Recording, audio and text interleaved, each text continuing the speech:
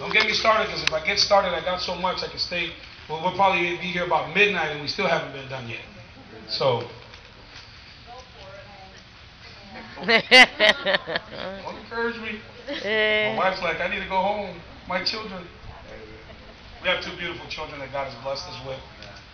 One is about to be 3 years old in December. The other one just turned 7 in July. And it's been a blessing of God that both of them have grown in the things of God. You're blessed. Your children are blessed because they're growing up Christian. Thank you, Lord. We didn't have that blessing when we were growing up. A lot of us didn't have it. My father was a drunk. He beat my mother every single day. That was the image I remember of my childhood. I remember being scared every time my father came home.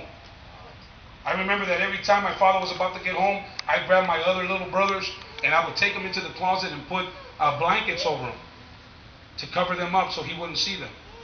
And then we that were older would get beat. That was our childhood memories. This is what we were raised in. And so what happened? All my life I could have blamed God and said, it's your fault, look how we live. Why'd you give me a father like this? But I said, no. I had one thing in my heart that God gave me. I said to myself when I was about 6 years old, I never forget. I said, Lord, God, if you're in heaven, I said, if I ever grow up to have a wife, I'm never going to hit her. If I ever grow up and I have children, I will never treat them as I've been treated. And I wasn't even a Christian then. I was 6 years old.